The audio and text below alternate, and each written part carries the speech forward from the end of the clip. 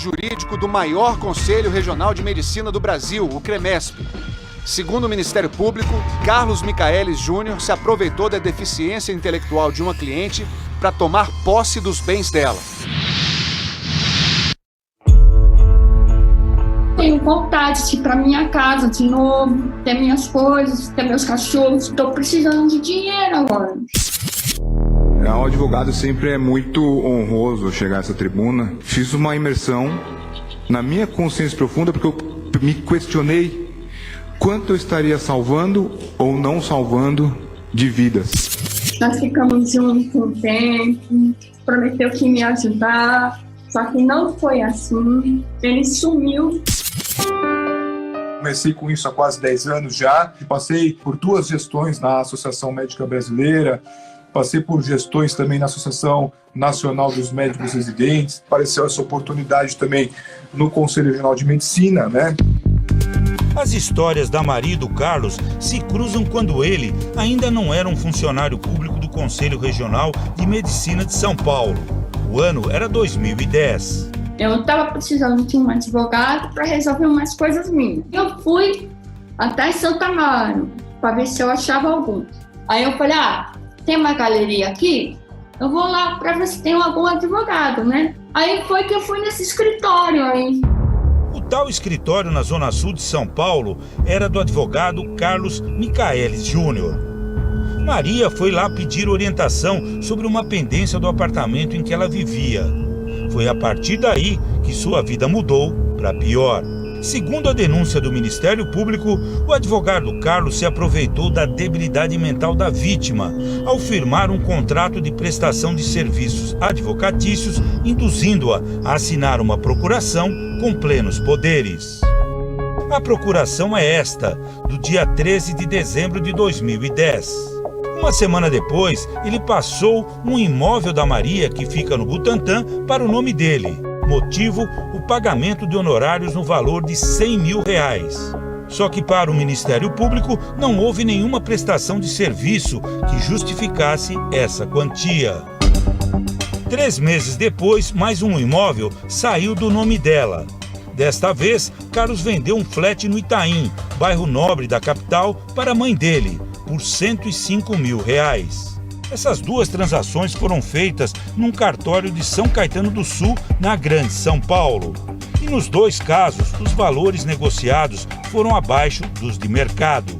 Maria vivia dos aluguéis desses 2 imóveis que foram deixados pelos pais dela como herança. Sem eles, ela não tinha como pagar as contas do apartamento onde morava sozinha. Começaram as dívidas. Fora o rombo que ele fez na conta dela, ele colocou ela para trabalhar no escritório dele 4 meses, isso no início. Os bancos iam até lá no escritório dela para assinar os empréstimos. Ele ficou com ela lá no escritório para ir golpeando ela, dando golpe. E ela assinava tudo. Ele devastou a vida dela. Desde que ela foi considerada incapaz, passou a viver com o irmão. É uma pessoa que sempre viveu com meu pai, debaixo da asa dele, da proteção dele e da minha mãe. E meu pai sempre teve o pânico, exatamente por causa dela, né, da situação dela, de deixar ela bem amparada. É tipo uma criança.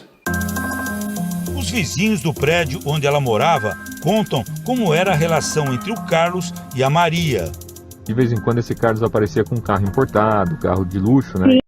E levava ela pra passear. Isso é verdade? Verdade. Ele apareceu com uns carrão, levava ela pra jantar. Uma vez eu até estranhei que ele ia levando um sofá e uma mesa de vidro. Esta senhora sempre dizia, não, eu dei pra ele. Ele ganhava bastante presentes dela. O apartamento dela era muito bem mobiliado. Televisão moderna, computador, laptop. Hoje o apartamento está vazio. Tudo que estava aqui foi levado, segundo os vizinhos, não só pelo advogado. Sem dinheiro para pagar o condomínio, ela decidiu chamar pessoas estranhas para morar com ela em troca de dinheiro. Essas fotos mostram como o apartamento estava quando tinha tantos hóspedes. Na notificação, os funcionários listaram pelo menos 10 pessoas. A dívida do condomínio virou uma bola de neve. Hoje está em R$500 mil. Quando Maria percebeu que tinha perdido tudo, procurou uma outra advogada e começou uma batalha na justiça. São 2 processos. Em um, Maria tenta recuperar os bens que foram parar nas mãos de Carlos. Em outro, o Ministério Público denunciou o advogado por abuso de incapaz. Mas as coisas só começaram a caminhar quando a vítima passou por um exame psiquiátrico. O laudo feito por ordem da Justiça apontou que Maria tem retardo mental leve a moderado. A doença é congênita, permanente e sem condições de cura. E ainda, ela é absoluta e permanentemente incapaz de reger sua vida, administrar seus bens e interesses. Levei para minha casa e eu fiquei cuidando dela 1 ano, até sair a interdição e eu entregar ela para o irmão dela. 2 anos depois, em busca de benefício, Maria passou por outra perícia no INSS que confirmou o diagnóstico, com preposição de fatores genéticos e biológicos e presume-se desde o nascimento. Em 2018, o Tribunal de Justiça considerou que a incapacidade dela é válida não só a partir da data do laudo médico. A decisão tem efeitos legais por toda a vida.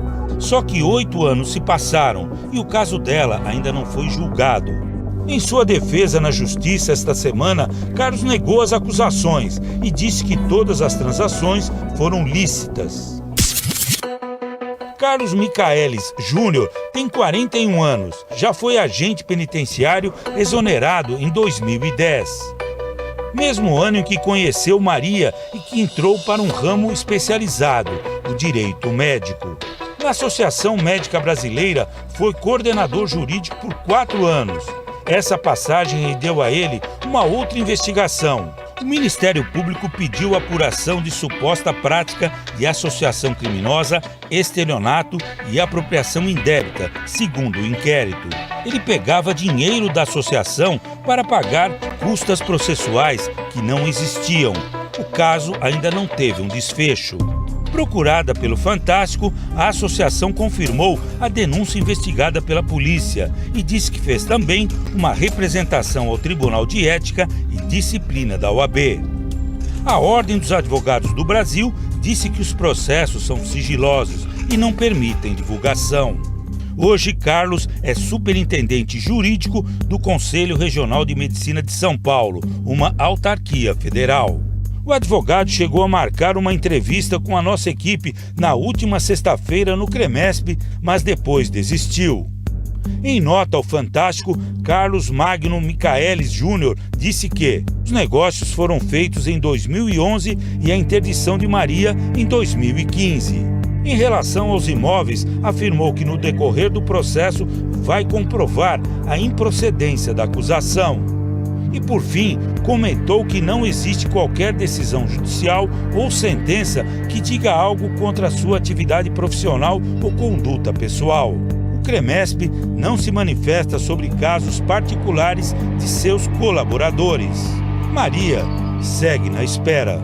Eu não sou galana, quero pagar tudo, todo mundo, mas não estou vendo solução. Se tem justiça realmente, eu espero que seja feito. Essa senhora é uma vítima. É uma vítima de saúde e uma vítima da sociedade que a cercava.